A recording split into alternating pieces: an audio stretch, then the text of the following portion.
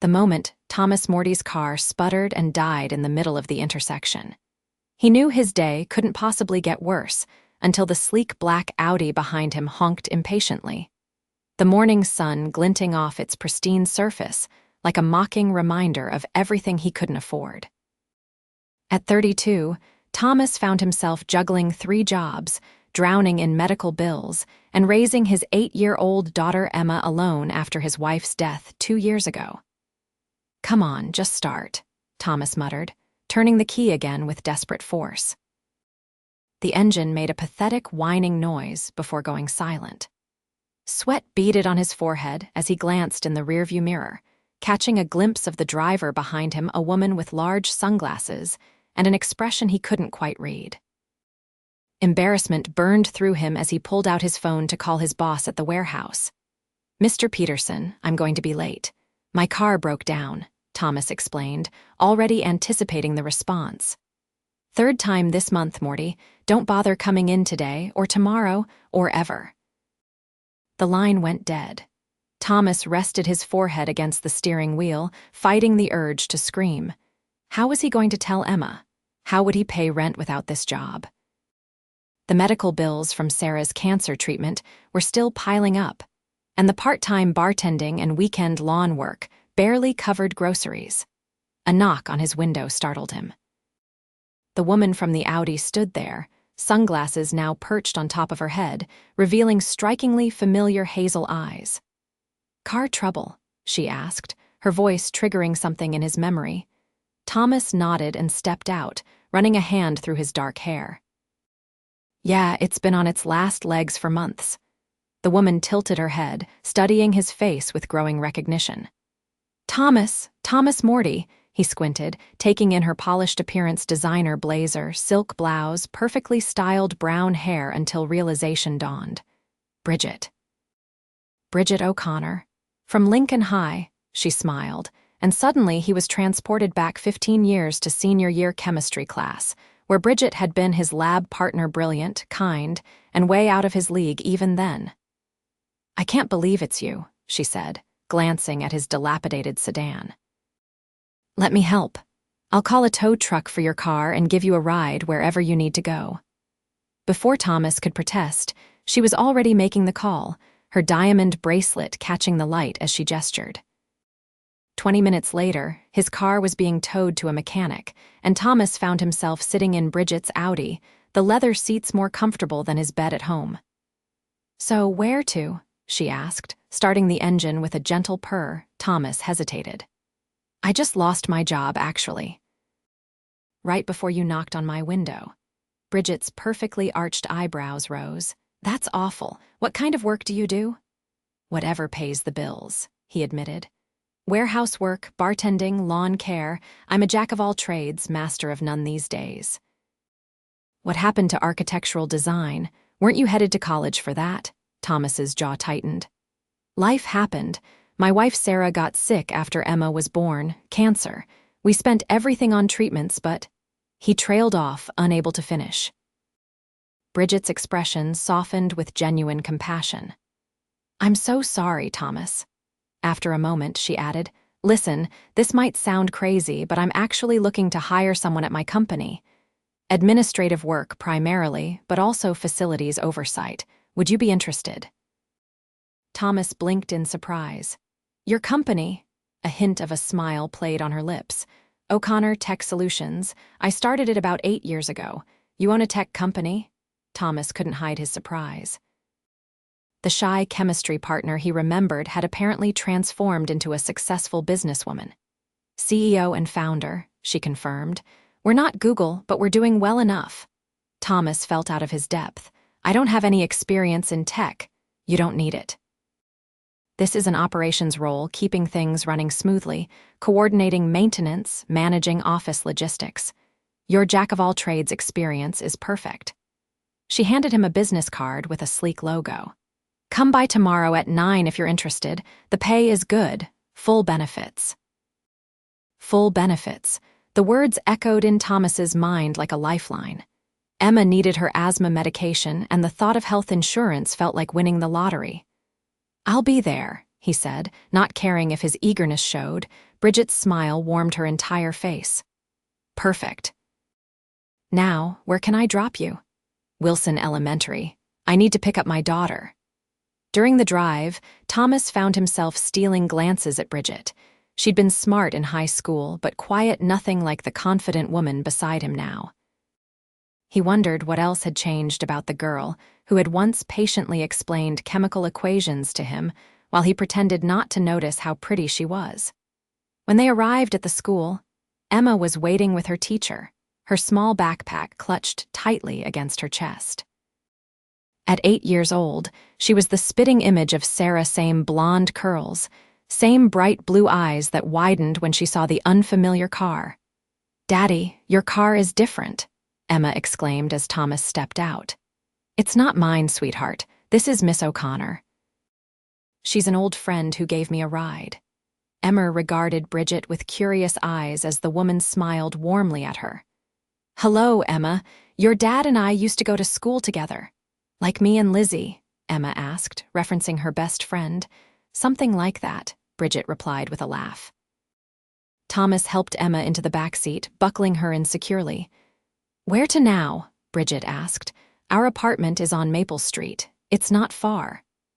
During the short drive, Emma chattered about her day, her natural enthusiasm filling the car. Thomas noticed Bridget watching them in the rearview mirror, something wistful in her expression. When they pulled up to the worn apartment building, Thomas felt a flush of embarrassment. The contrast between Bridget's world and his couldn't have been more stark. "Thank you for everything," he said. "We'll see you tomorrow." Bridget nodded. 9 o'clock, don't be late." Her tone was teasing, but her eyes held something more serious, concern, perhaps, or understanding. That evening, after Emma was tucked into bed, Thomas researched O'Connor Tech Solutions. What he found left him stunned. The company was valued at over $80 million, specializing in security software with clients including several Fortune 500 companies. And there was Bridget on the About Us page, looking polished and professional in her executive headshot. He closed his laptop, overwhelmed. Tomorrow, he would be interviewing with one of the most successful people from his graduating class, while his life was in shambles. The irony wasn't lost on him. The next morning, after dropping Emma at school, Thomas arrived at the modern glass building that housed O'Connor Tech Solutions. He'd worn his only decent outfit, a navy blue button-down shirt, and khaki pants that he'd ironed meticulously. The receptionist directed him to the top floor, where Bridget's office overlooked the city. When he stepped out of the elevator, she was waiting for him, dressed in a tailored gray dress that somehow made her eyes look even more striking. "Right on time," she said with approval. "Come on, let me show you around." The office was sleek and modern, with open workspaces, glass-walled conference rooms, and employees who looked like they belonged on a tech company brochure. Thomas felt increasingly out of place as Bridget introduced him to key team members, explaining the company's work with an obvious passion. "And this would be your desk," she said finally, indicating a workspace near her office. "You'd report directly to me, managing facilities, coordinating with vendors, ensuring the office runs smoothly. It's a critical role. I need someone I can trust." Thomas raised an eyebrow. "And you trust me based on knowing me in high school?" "I trust that you were honest then, and I'm guessing you still are now," she replied. "Plus, I've always believed in giving people opportunities." The salary she offered was more than his 3 current jobs combined. Thomas tried to keep his expression neutral, but his heart was racing. This job could change everything for him and Emma. "When can you start?" Bridget asked. "Is tomorrow too soon?" Her smile lit up her face. "Tomorrow is perfect." Thomas's first few weeks at O'Connor Tech Solutions passed in a blur of new responsibilities, faces, and routines. He arranged maintenance schedules, coordinated with cleaning services, ordered supplies, and gradually became familiar with the rhythm of the office. The work wasn't glamorous, but it was steady, and for the first time in years, he wasn't constantly worried about money. Emma thrived with the stability. Her asthma was better managed with regular medication, now covered by insurance. She made new friends at the after-school program Thomas could finally afford, and her nightmares about losing her other parent began to fade. What Thomas hadn't expected was how much he would enjoy working with Bridget. Despite being the CEO, she wasn't distant or aloof. She worked alongside her team, rolled up her sleeves when needed, and never asked anyone to do something she wouldn't do herself. One evening, about a month into his new job, Thomas was finalizing vendor contracts when he realized Bridget was still in her office, the light spilling out into the darkened workspace. He knocked gently on her open door. "You're here late," he observed. Bridget looked up, pushing her glasses onto her head. "So are you. I wanted to finish the maintenance schedules." He hesitated. "Emma's at a sleepover, so I don't need to rush home." "That's a first," Bridget remarked with a small smile. "You're always the first one out the door at 5. "Single dad priorities," Thomas shrugged. "What's your excuse for working until 9? Bridget sighed, gesturing to the financial reports spread across her desk. "Quarter-end review, not exactly thrilling Friday night plans." Thomas leaned against the doorframe. "Want some company?" "I make a decent cup of coffee." To his surprise, she accepted. They ended up ordering takeout and spending the next 3 hours going over the reports together. Thomas's practical perspective helped Bridget identify several cost-saving opportunities in their facilities budget. "You have a good eye for this," she told him, impressed by his suggestions. Thomas shrugged. "When you've had to stretch every dollar, you learn where the waste is." As they packed up to leave, Bridget hesitated. "Would you and Emma like to join me for lunch on Sunday? There's this new pizza place by the park that's supposed to be amazing." Thomas was caught off guard by the invitation. Was this professional networking or something more personal? Either way, Emma would love it, and he found himself wanting to see Bridget outside the office. "We'd like that," he said. Sunday lunch turned into feeding ducks at the park, which turned into ice cream, which turned into Emma begging Bridget to come over and see her science project.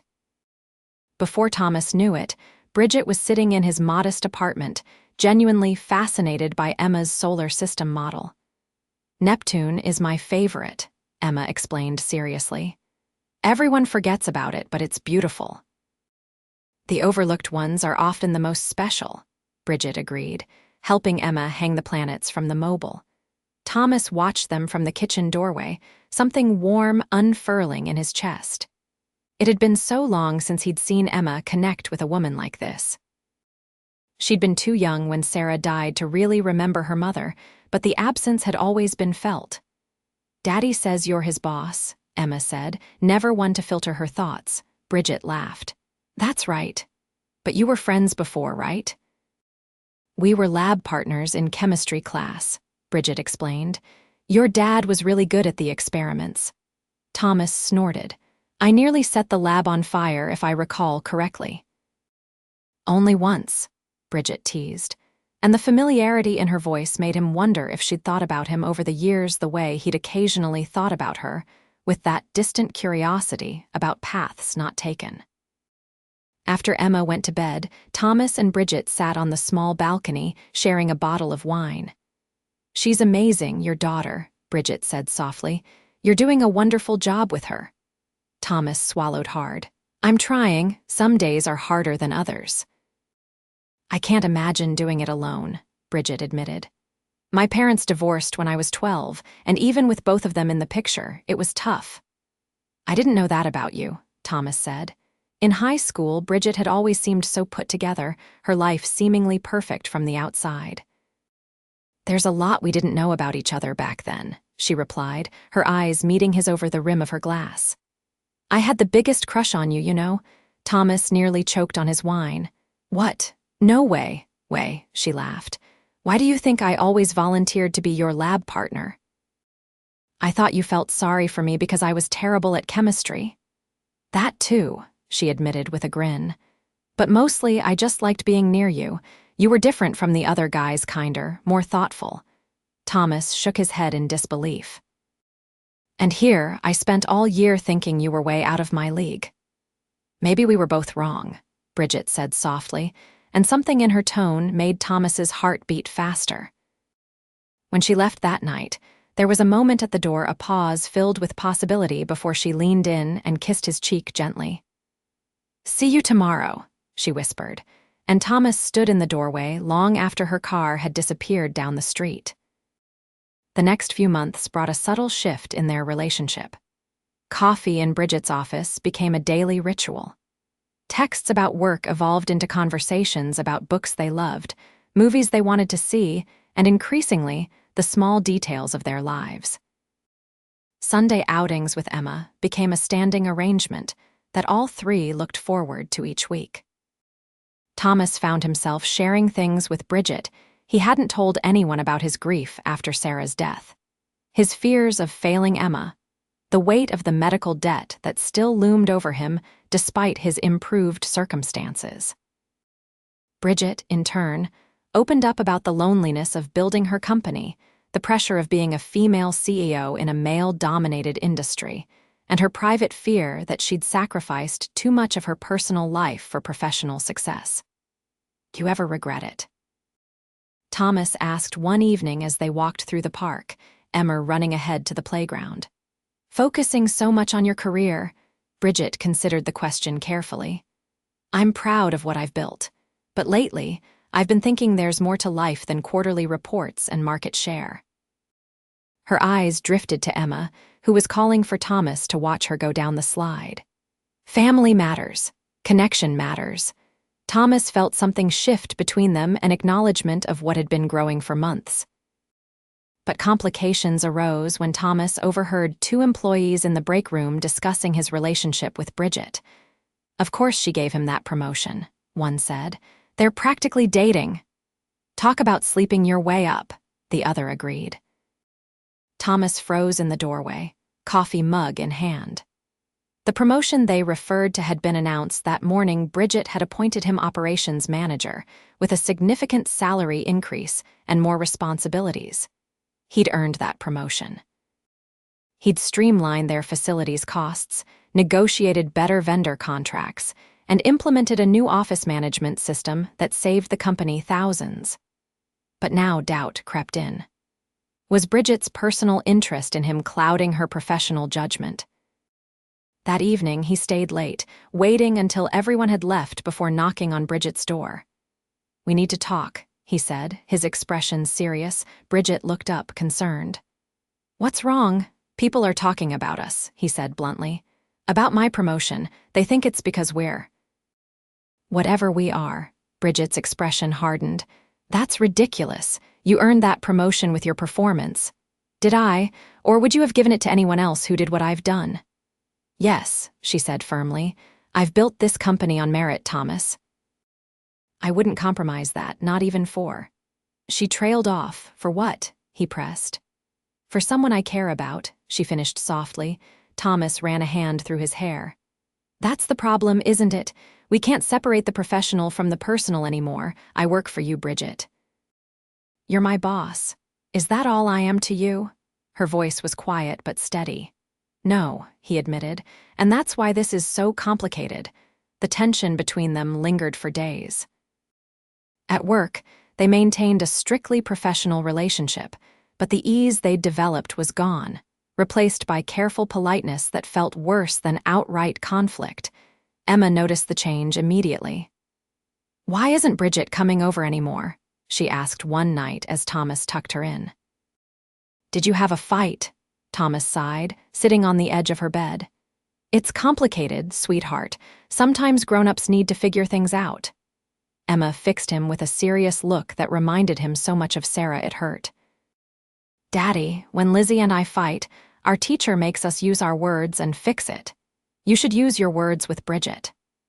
Out of the mouths of babes, Thomas thought, the opportunity to use his words came sooner than expected. The following evening, a severe storm hit the city, causing a power outage at the office building. As operations manager, Thomas was called in to coordinate with the building management and security systems. He arrived to find Bridget already there, talking with the maintenance crew. She looked tired but determined, her hair pulled back in a messy ponytail, wearing jeans and a sweater instead of her usual business attire. "You didn't have to come," he told her when the maintenance workers left to check the backup generators. "It's my company," she replied simply. "Of course I came." They worked side by side for hours, using flashlights to check equipment, securing sensitive areas, and making sure nothing was damaged by the brief power surge before the generators kicked in. When the main power finally came back on around midnight, they found themselves alone in her office, exhaustion evident in both their faces. "Thank you," Bridget said, "for coming in, for handling everything so efficiently." "It's my job," Thomas replied, then added softly, "A job I love, by the way, one I earned." Bridget met his gaze. "You did. That's never been in question for me." "But it will always be in question for others," he pointed out. "As long as I work for you, anything good that happens in my career here will be attributed to whatever is between us." "Then quit," Bridget said suddenly. Thomas blinked in surprise. "What?" "Quit working for me," she clarified. "I have connections throughout the industry. I can help you find another position, one where your achievements will never be questioned." "You want me to leave?" "No," she said, stepping closer. "That's the last thing I want, but I want you to be recognized for your abilities, and I want—" She hesitated. "What do you want, Bridget?" Thomas asked, his voice barely above a whisper. "I want to see where this could go without the complications of being your boss. I want to be able to care about you without second-guessing every professional decision I make regarding you." Thomas considered her words. The thought of leaving O'Connor Tech was daunting. He liked his colleagues, the work challenged him, and the stability had been a godsend for him and Emma. But Bridget was right. The dynamic would always be complicated as long as she signed his paychecks. "I'll think about it," he promised. 2 weeks later, Thomas accepted a position as operations director at a non-profit technology education foundation, a job that utilized his newly developed skills, while also connecting to his original interest in helping others. The position came with a comparable salary, and importantly, the foundation had a partnership with O'Connor Tech, but operated independently. His last day at the company was bittersweet. His colleagues threw him a goodbye party, and even the employees he'd overheard gossiping seemed genuinely sorry to see him go. Bridget kept her distance during the celebration, her professional mask firmly in place, but her eyes followed him across the room. As everyone filtered out, Thomas found himself alone with Bridget in the conference room, helping her clean up the remnants of the party. "So," he said, breaking the silence between them, "I'm officially not your employee anymore." "No, you're not," she agreed, setting down the stack of plates she'd been collecting. "Does that mean I can finally ask you on a proper date?" A slow smile spread across Bridget's face. "I believe it does." Their first official date was nothing fancy dinner at a small Italian restaurant followed by a walk along the riverfront. But without the professional boundaries between them, something had changed. When Thomas took her hand, there was no hesitation, no concern about propriety or workplace dynamics. "I've wanted to do this for months," he admitted, intertwining his fingers with hers. "Just hold my hand," she teased. "Among other things," he replied, stopping to face her. The moonlight reflected off the water, casting a silvery glow over her features. "Like what?" Bridget challenged, stepping closer. Thomas answered by closing the distance between them, his lips finding hers in a kiss that felt like both a beginning and an inevitability. Bridget responded immediately, her arms wrapping around his neck, erasing any lingering doubt about whether she felt the same intensity he did. Over the next 6 months, their relationship deepened. Thomas thrived in his new role, implementing technology education programs for underprivileged communities. Bridget continued to grow O'Connor Tech, but made more time for her personal life, often working from home so she could be there when Emma got back from school. The three of them fell into a comfortable rhythm. Weekend mornings meant pancakes and board games. Evenings often found Bridget helping Emma with homework while Thomas prepared dinner. They took a trip to Disney World during spring break, where Bridget proved to be more enthusiastic about roller coasters than either Thomas or Emma had expected. "You're good for him," Thomas's mother told Bridget during a Sunday dinner at her house. "I haven't seen him this happy since before Sarah got sick." Bridget had squeezed Thomas's hand under the table, understanding the significance of the comparison. Later that night, after Emma was asleep, Thomas found Bridget on the balcony, looking at the stars. "Everything okay?" he asked, wrapping his arms around her from behind. She leaned back against his chest.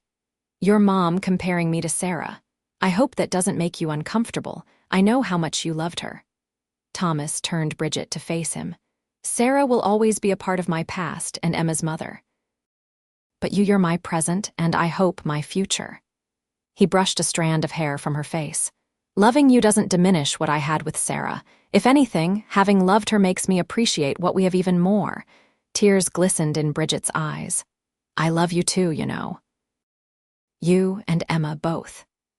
1 year after Thomas started his new job, he and Bridget sat on a bench in the same park where they'd had their Sunday outings with Emma, watching as his daughter, their daughter, in all but legal terms now, fed the ducks with the same enthusiasm she had shown that first day. "I have something to ask you," Thomas said, turning to face Bridget. "That sounds serious," she replied, though her eyes were light with happiness. Thomas took her hand, running his thumb over her knuckles. "A year ago, I was drowning financially, emotionally, trying to keep it all together for Emma. Then you came back into my life and everything changed." "You did the hard work," Bridget pointed out. "I just gave you an opportunity." "You gave me more than that," Thomas said. "You gave me hope. Partnership. Love." He reached into his pocket and pulled out a small velvet box. "And I'm hoping you'll give me one more thing." Bridget's eyes widened as he opened the box, revealing a delicate diamond ring. "Thomas, marry me," he said simply. "Be my wife, be Emma's mother officially, I mean." "She already thinks of you that way." Tears spilled down Bridget's cheeks as she nodded. "Yes, yes to all of it." As Thomas slipped the ring onto her finger, Emma came running over, immediately noticing the sparkling addition. "Did you ask her? Did she say yes?" she demanded, bouncing with excitement. Thomas laughed. "You knew, Dad. You made me help pick out the ring, remember?" Emma rolled her eyes in classic pre-teen fashion before throwing her arms around both of them. "Does this mean Bridget will be my mom now?" "If that's what you want to call me," Bridget said gently. "I would be honored, but I know you had a mother who loved you very much." Emma considered this with surprising maturity. "I think I can have both, my first mom in heaven and you here with us." She looked at Thomas. "Right, Dad."